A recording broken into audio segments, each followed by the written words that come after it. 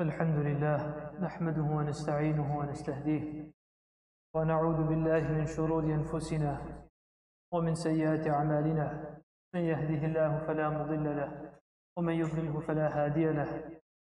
أشهد أن لا إله إلا الله وحده لا شريك له، وأشهد أن سيدنا وحبيبنا ومولانا محمدا عبده ورسوله صلى الله عليه وعلى آله وأصحابه وبارك وسلم تسليما كثيرا كثيرا.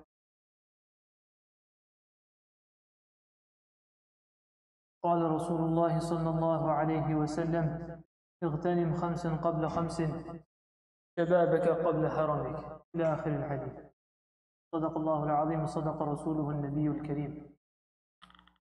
As these are days that many students, many youth are on winter break or will be going into their winter break, I thought it would be beneficial, that would be fruitful, inshallah, that we discuss, that we bring to light, remind regarding some reminders, some points, some nasalih, some advices that will make, inshallah, the winter break a more fruitful one in which, inshallah, we can gain proximity and closeness to Allah subhanahu wa ta'ala. I think it is appropriate that we mention the hadith of Rasulullah sallallahu alayhi wa sallam prior to these advices, which should encapsulate and which will actually be a stepping stone towards understanding the importance of taking this time value. Rasulullah sallallahu alayhi wa sallam said, اغتنم خمسا قبل خمس, that take benefit of, capitalize on 5 things before 5. اغتنم خمسا قبل خمس, capitalize on 5 things before 5.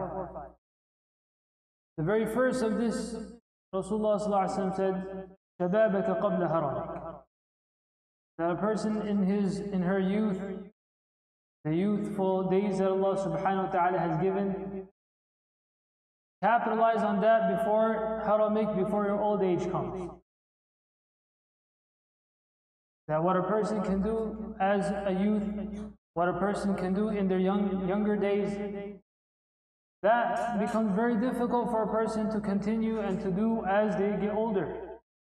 Whether it be from the things of the world or whether it be things from the akhirah, whether it's dunyawi or ukhrawi, whether it's things of this world that a person can keep better health, a person takes care of his or her body, or whether it's things of the akhirah, the way a person can pray as a youth, fulfilling all the arkan correctly, standing up and praying.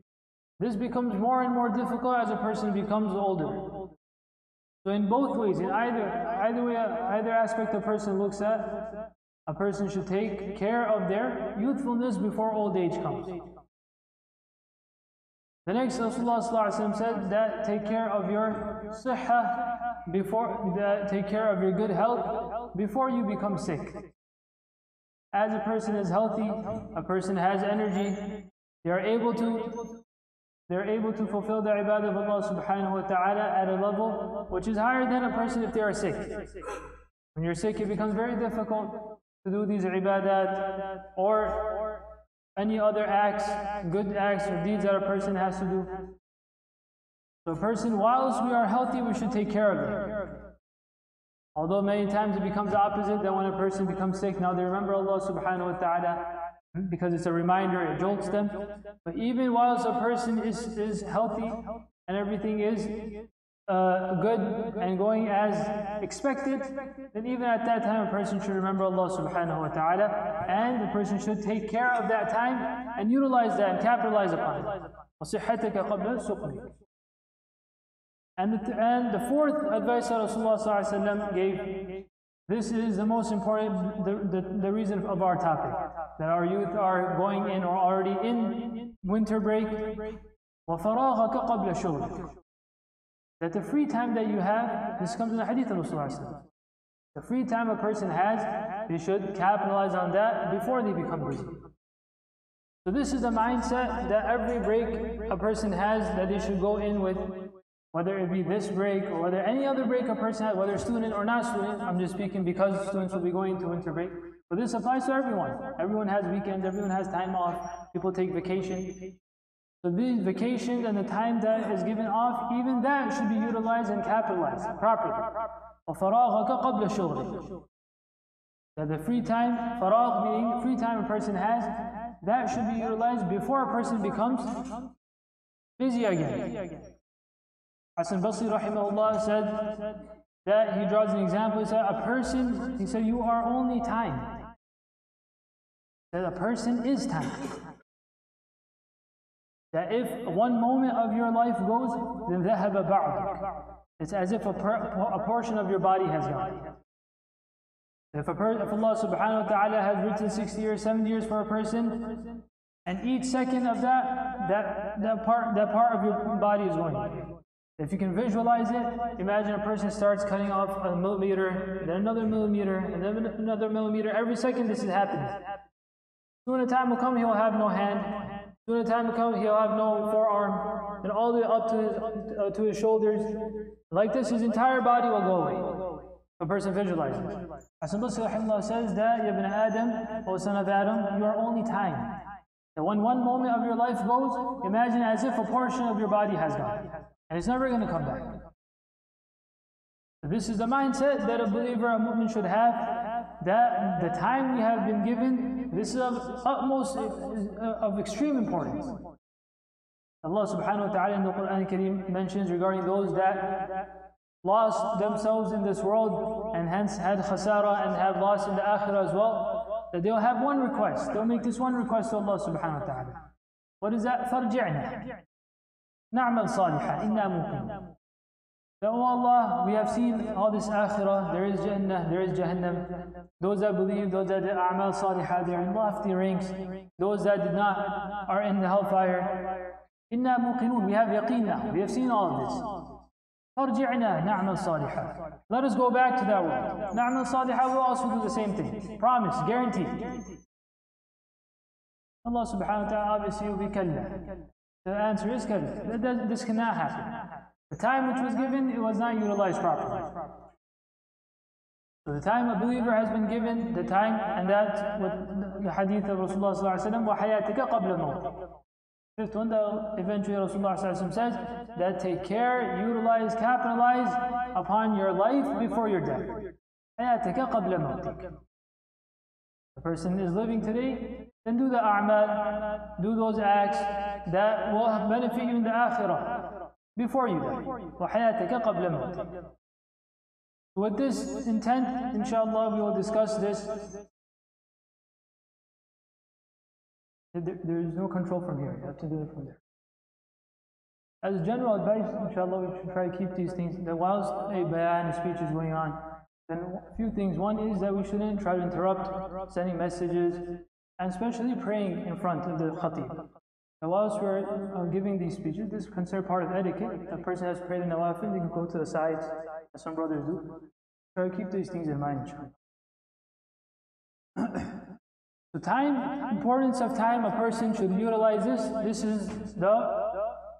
is the footstep towards, as we discussed for the winter break, etc. the person should have. With this, inshallah, we'll give a few advices from the Sunnah of Rasulullah sallallahu alaihi wasallam that we can make this winter break one which is more fruitful and beneficial, inshallah. The very first advice is that Allah subhanahu wa ta'ala has put huquq and rights upon us, and the rights of our parents are one of the first ones. That Allah subhanahu wa ta'ala has given us a rahmah, mercy, by means of our parents. We should take care of them. That we should give them our time as well. So usually what happens when a person is busy, whilst it's the weekdays, whilst a person is during your school hours, the schedule, person goes to school, the student goes to school in the morning, sometimes in the evening, they're working, or they're with friends, etc., etc. Sometimes days and weeks go by and a person hasn't even spoken 5 words, 5-minute conversation with their parents. This is something that we should look upon. That now that you have this time, this winter break, try to make it a point that we set out a certain time every day for however long we can. and have a meaningful conversation with your parents. That your parents deserve you, that they are your parents, they deserve also having time with you. That they would like to spend time with you, they would like to speak with you, and they would like to converse with you. So the first thing is that you should put away your phone. That to this conversation, sit on the couch, sit on the sofa, whatever you do as a family, but put away your phone. And even the parents should put away their phone. And this has become an epidemic that people don't speak to people. People only like to speak to people through screens.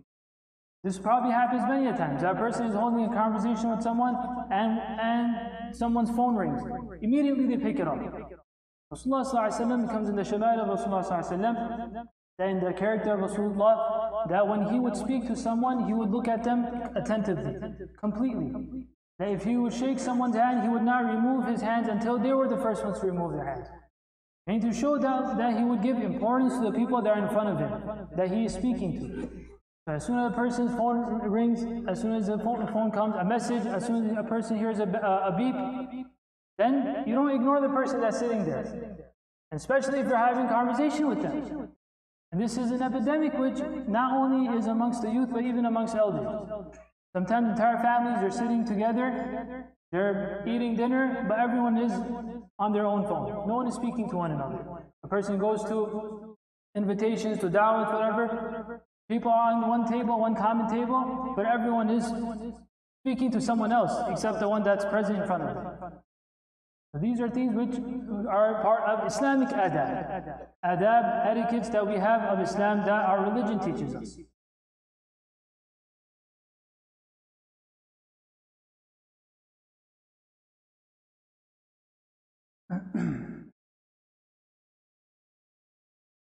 So these are part of adab that your parents are, that when we have this time, that we should try to speak to your parents, try to have these meaningful conversations, which on normal days a person doesn't have time for, or a person we don't make time for, or we think we don't have time for.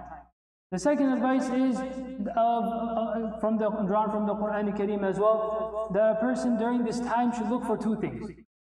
One, good friends and good places. And these things usually go together. That good friends will be found in good places, and good places will have good people as well. Bad places, places of evil, will have people of evil. And people of evil will take you to bad places and places of evil as well. In the Quran Kareem, Allah subhanahu wa ta'ala in Surah Furqan, verse 27, Allah subhanahu wa ta'ala there points towards an incident which took place at the time of Rasulullah sallallahu alaihi wasallam. وَيَوْمَ يَعَدُّ الظَّالِمُ عَلَى يَدَيْهِ يَقُولُ يَا لَيْتَنِي اتَّخَذْتُ مَعَ الرَّسُولِ سَبِيلًا يَا وَيْلَتَى لَيْتَنِي لَمْ أَتَّخِذْ فُلَانًا خَلِيلًا لَقَدْ أَضَلَّنِي عَنِ الذِّكْرِ بَعْدَ إِذْ جَاءَنِي وَكَانَ الشَّيْطَانُ لِلْإِنسَانِ خَذُولًا. At the time of Rasulullah sallallahu alaihi wasallam, there was a person by the name of Uqbah ibn Abi Mu'ayt. So he had called people of the Quraysh, people of Mecca, to his house for an invitation for a dinner, whatever it was, for food.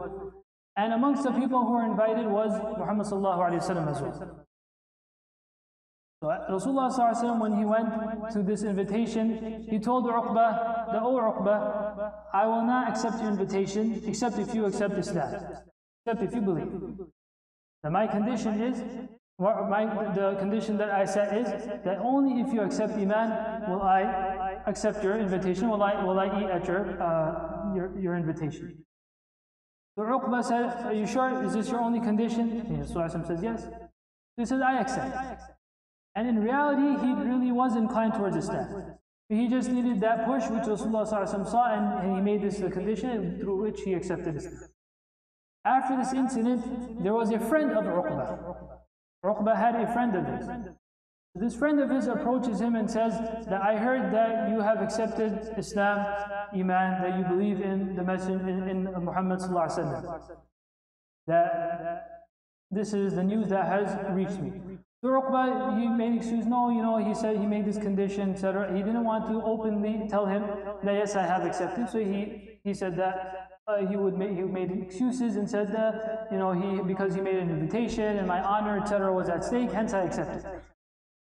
So his friend was not satisfied and said, "Look, I will not accept this excuse of yours until you go and defame Muhammad sallallahu alaihi wasallam, that you go and spit upon his face."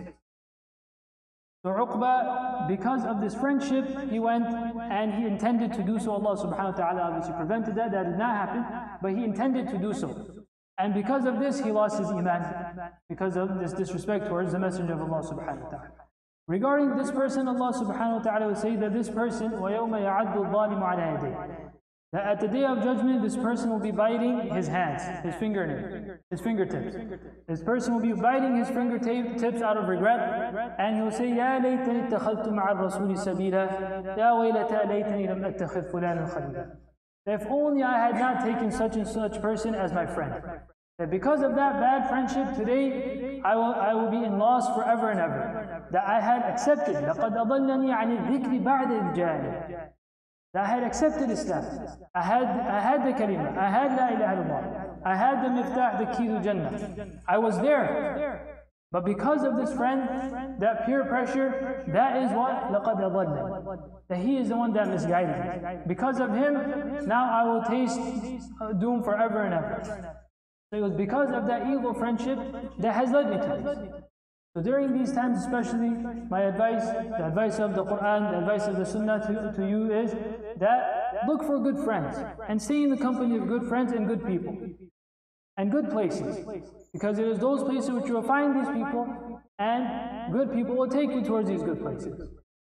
And the third advice, which from the Quran Sunnah as well, is the one hadith of Rasulullah sallallahu alaihi wasallam. اتقوا الله حيثما كنتم.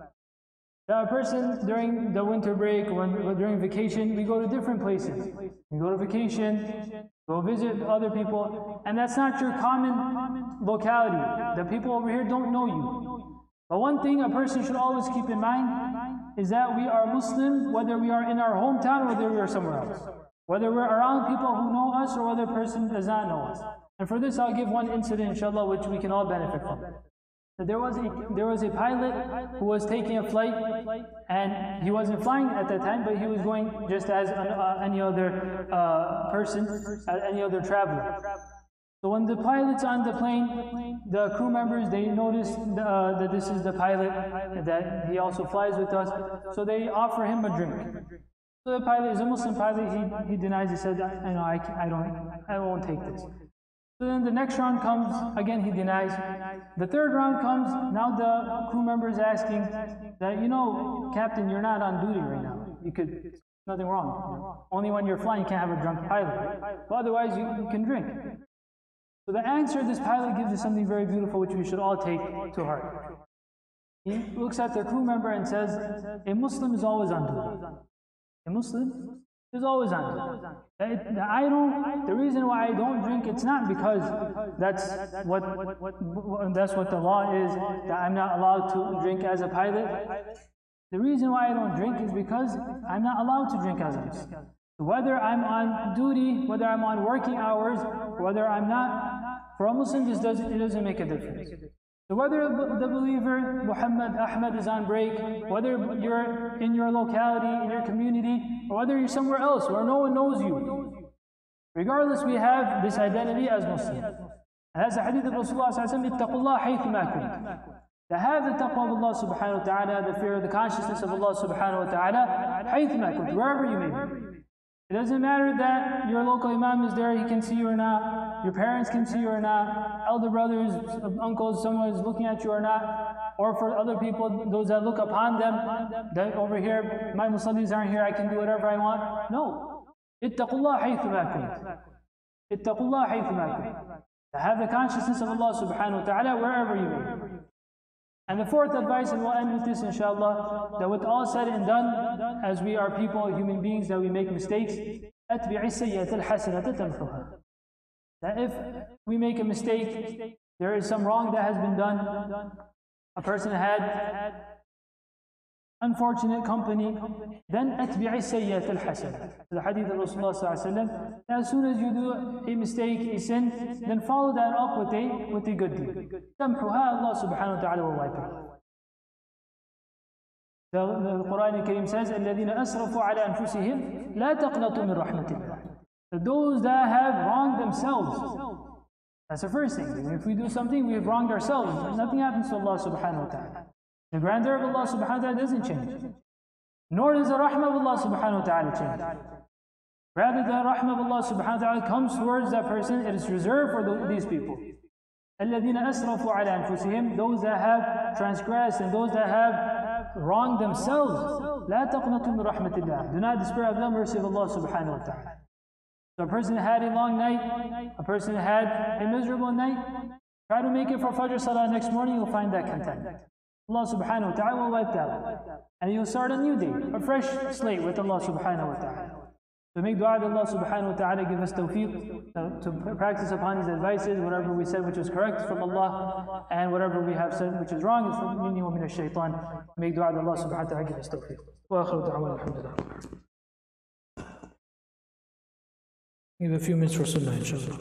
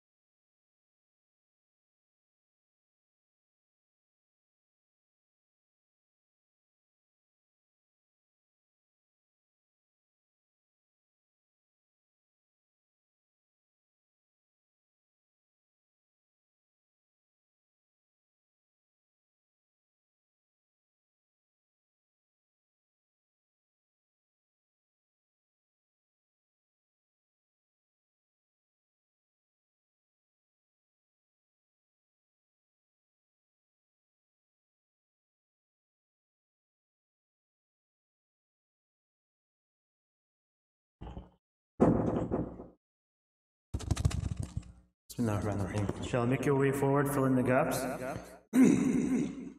First announcement for today, inshallah, after Isha Salat, we'll have our monthly 40 Hadith Nawawi program with Brother Kamil Baba. Secondly, there will be a youth night for girls Friday, December 21st from 7 to 9 p.m. The topic will be reflection and introspection. Registration is open on our website, inshallah.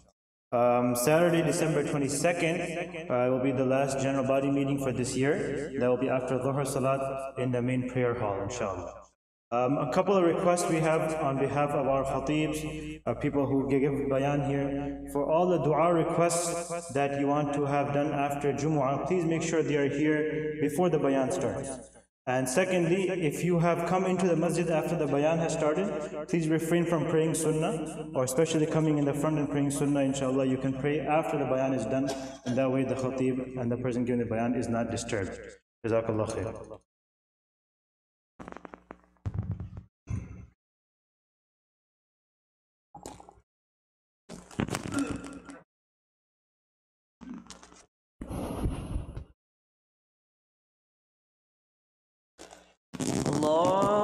Allahu Akbar, Allahu Akbar, Allahu Akbar,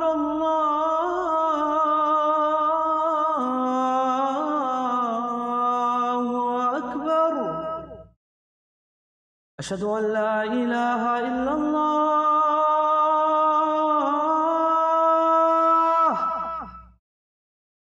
أشهد أن لا إله إلا الله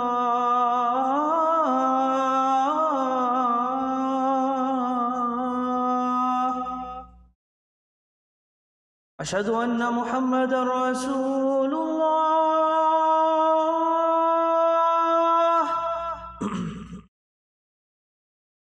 أشهد أن محمدا رسول الله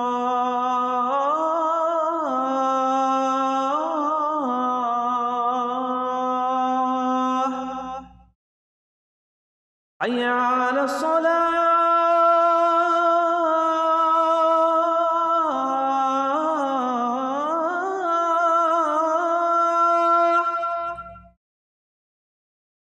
حي على الصلاة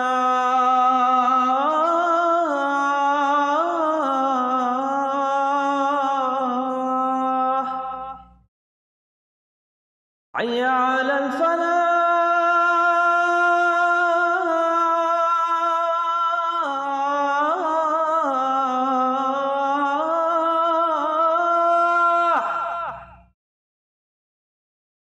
حي على الفلاح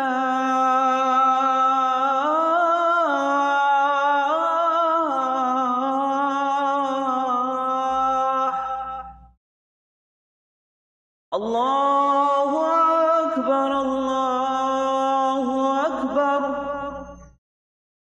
لا إله إلا الله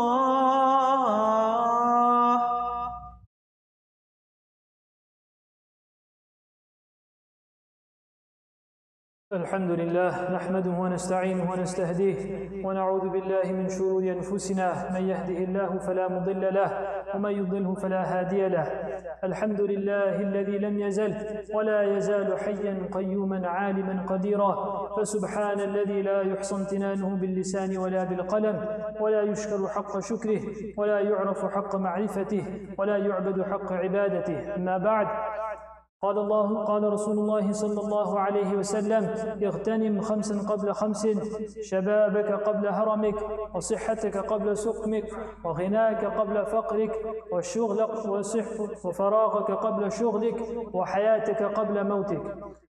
وقال الله سبحانه وتعالى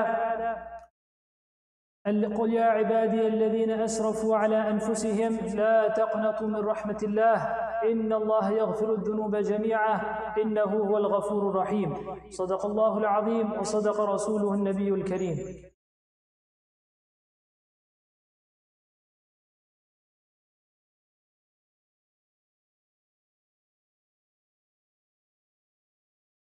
الحمد لله نحمده ونستعينه ونستغفره ونعوذ بالله من شرور أنفسنا ومن سيئات أعمالنا. من يهده الله فلا مضل له ومن يضله فلا هادي له، وأشهد أن لا إله إلا الله وحده لا شريك له، وأشهد أن سيدنا وحبيبنا ومولانا محمدا عبده ورسوله أرسله بالحق بشيرا ونذيرا بين يدي الساعة. من يطع الله ورسوله فقد رشد، ومن يعصهما فإنه لا يضر إلا نفسه ولا يضر الله شيئا. أعوذ بالله من الشيطان الرجيم. إن الله وملائكته يصلون على النبي يا أيها الذين آمنوا صلوا عليه وسلموا تسليما. اللهم صل على محمد عبدك ورسولك، وصل على المؤمنين والمؤمنات والمسلمين والمسلمات. اللهم ألف بين قلوبنا وأصلح ذات بيننا وانصرنا على من عادانا. إن الله يأمر بالعدل والإحسان وإيتاء ذي القربى وينهى عن الفحشاء والمنكر والبغي يعظكم لعلكم تذكرون. قال تعالى: فاذكروني أذكركم واشكروا لي ولا تكفرون.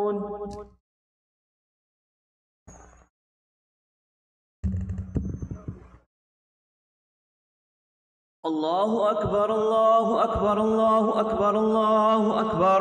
أشهد أن لا إله إلا الله، أشهد أن لا إله إلا الله، أشهد أن محمدا رسول الله، أشهد أن محمدا رسول الله. حي على الصلاة، حي على الصلاة، حي على الفلاح، حي على الفلاح. قد قامت الصلاة، قد قامت الصلاة. الله أكبر الله أكبر، لا إله إلا الله.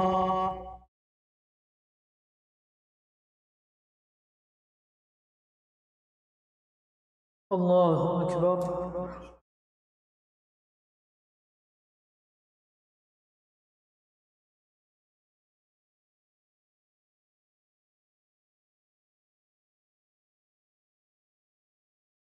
الحمد لله رب العالمين.